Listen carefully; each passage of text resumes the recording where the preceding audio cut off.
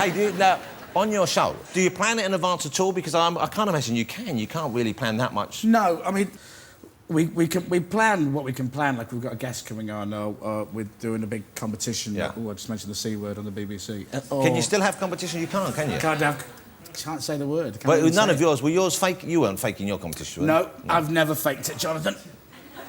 All of my listeners have been real listeners. But that's a good thing, isn't it? But why do they even fake it on the other shows? I don't understand why they would bother. I have no idea what you're talking about. So, are we not meant to be talking about this? Shall I tell you the truth? Because if I talk about it, I'll end up getting suspended because I'm very angry about it. I don't want that. Are you angry about it because you think it's... I'm just angry that I'm worried that the whole public seems to think that television and radio is lying to them, yet it's really not like that. And no one seems to be sticking up for anybody. What if the whole crazy house of cards collapse around us? Is that what you're thinking? Well, it's not. It's just you work for the BBC, right? Yes, so it's sort of the other way round. I'll be honest with you.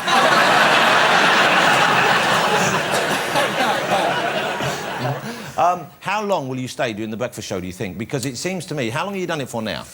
Be 4 years in January. Now, that's quite a long stint at the breakfast show, because often they get through people in a year or 2 years. Yeah, they did. They went through... It's always been quite a long show, but... Tony Blackburn, sensational that he was, holds the record. I think it's 6 years. So 6 years. So now, you're a competitive kind of person, I imagine. Yeah, but it's not that. I mean, it'd be nice, but it's just it's a few things. One, I genuinely enjoy doing the show. I love doing the show. And two... Well, where else are you going to get somewhere where you can talk at people for 3 hours every morning? Yeah. And have millions... And you have a listenership of about 8 or 9 million people now. 8 million, That's incredible, isn't it? 8 million people. How many of those do you think consciously are listening, and how many of those just can't have access to the radio to turn it off, like in possibly care homes or jail?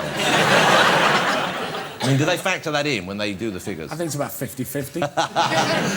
That's pretty good, though. So between you and Wogan, you've got most of the population stitched up, I guess. Yeah, how scary is that? Me and Wogan have about 18, 19 million people listening to us on a daily basis, which is very scary. Yeah. OK, now, are you...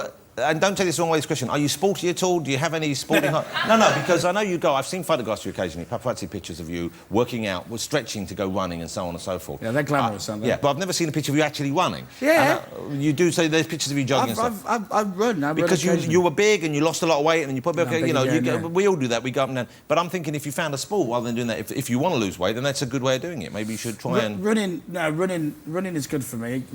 When I do run regularly, I lose weight. But you don't enjoy it, though, do you? Do you enjoy it? I kind of do, I kind of don't. I enjoy it when it's finished, but then I'm sure I'd feel the same after being kicked in the bollocks for 2 hours. It doesn't have the same weight loss factor, I think, though. It does for me. It does if you're on the way to the fridge when it happens.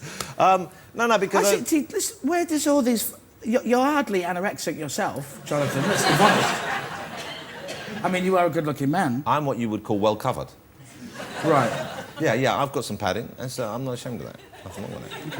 Okay. Chris, let's talk about your book. Here's the thing, Chris is a best-selling author. Who would have thought that could possibly happen? I bet at school they never dreamed that you would have that ahead of you, did they? Because I bet you weren't, a bookish kid, were you?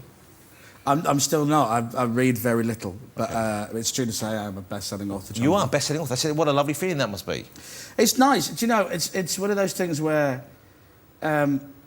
I was watching TV one night and I was watching Jon Stewart on TV and he was interviewing somebody about a book and John had written a book and they were both talking about a book. And I just thought, you know what, I quite fancy one day writing a book. And the next day, my agent called me and said, I don't suppose you fancy writing a book, do you? Wow. I went, actually, yeah, I do. He has your house bugged. What? He's taping your conversations at home. It's a she.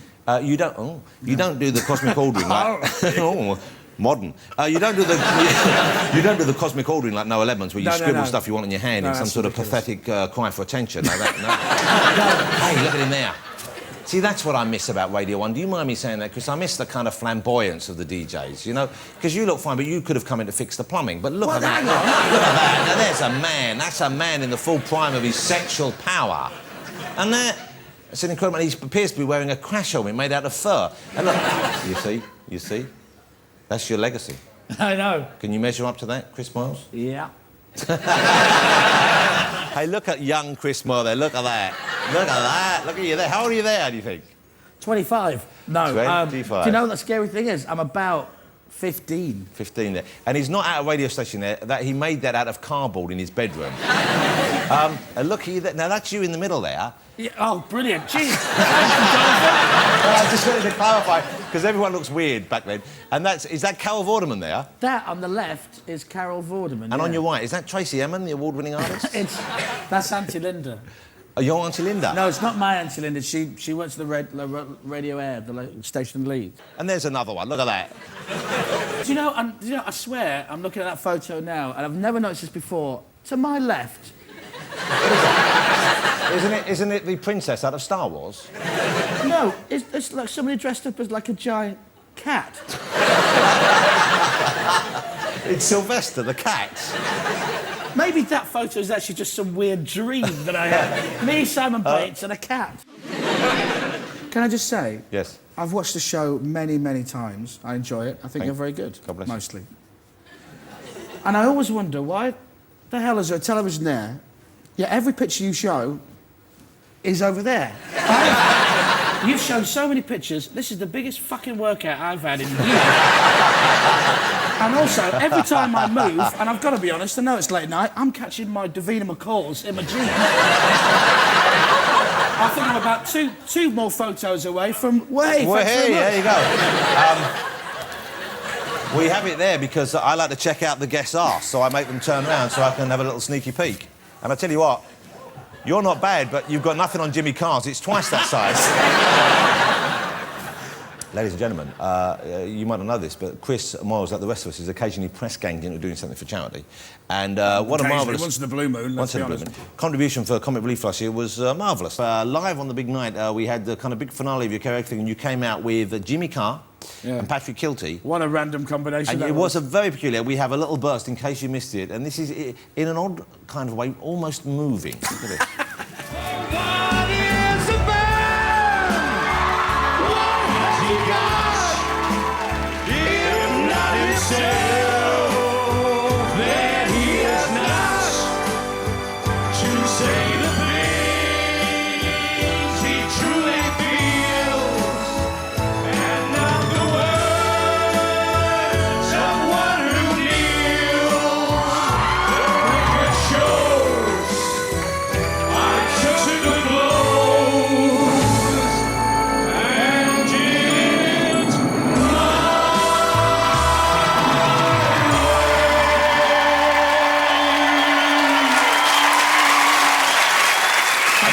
Moment in Comic Relief history. I'll tell you what.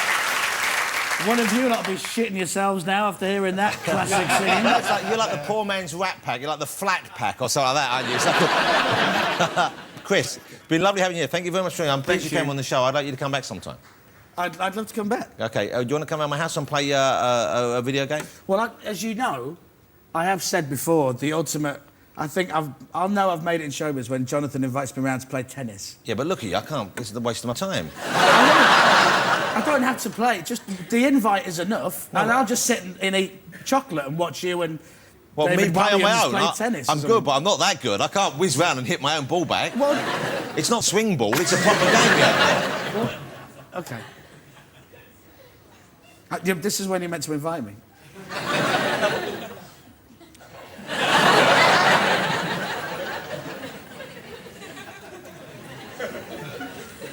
You look a bit like a panda.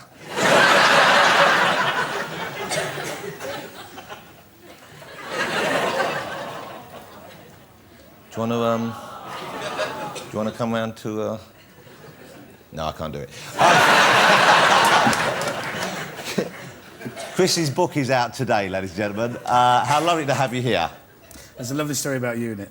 Yeah, it's when I tell you to fuck off. I can't live in that. Well, let's relive that moment. Ladies and gentlemen, Mr. Chris Moyles. Okay, thank you. And you are welcome back. Chris Moyles, ladies and gentlemen. My thanks to all my guests tonight, Charlie Ewan and, of course, Chris Moyles and Michelle Pfeiffer. Look at that. Beauty and the Beast. Leave her alone.